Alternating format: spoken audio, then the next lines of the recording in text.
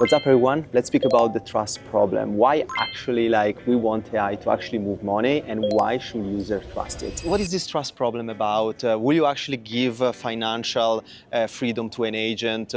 How you will give it? And also how the MetaMask agent wallet works for actually having humans trusting your agent to do financial transactions? Yeah, of course. So there's a really nice, the whole reason we want to use agent wallets is to have agents do things on our behalf. But, the obvious issue with that is what if they send my money to somebody else? What if it gets, tricked by somebody on Twitter to send away my USDC balance? And so I think there's a really important piece of security that you have to have when you're working with agents, where an agent can kind of have a whitelisted set of operations that they're allowed to do, and then anything outside of that they can be kind of blocked on.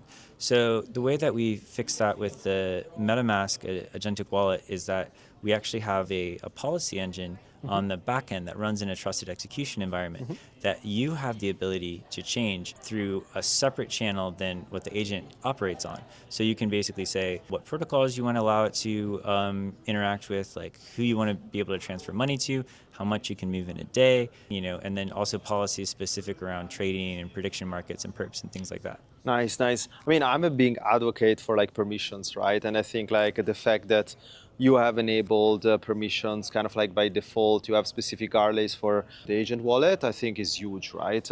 I've been testing different CLIs out there and they're kind of going rogue, right? Oh, wow, really? Yeah, it's super important to actually have limits, spending limits, permission, even I would say also on the security side, maybe we can actually speak a little bit more about. Sure. Because what actually you want to have is secondary check on what contracts you're interacting with. Yeah, for sure. I think that beyond things that you manually restrict, we also are inheriting the MetaMask infrastructure for kind of scanning for malicious transactions, for a transaction that it looks like this is exploiting you, this is transferring your money to another address that you might not intend, and we kind of proactively block that. So it's you can set restrictions around what you're uncomfortable with, but also we kind of proactively will guard or block or prompt you, being are you sure that what your agent is doing is what you want it to do? Yes. In cases where it looks like, hey, we flag this as kind of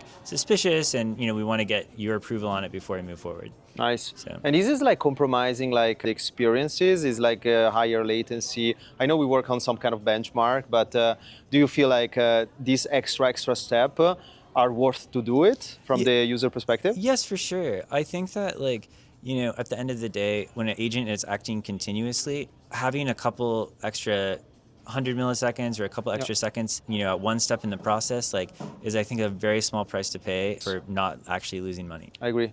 Sounds good. Let's do part 5, under the hood. We will go a little bit more technical on what actually is the MetaMask agent wallet and what's the technology behind this.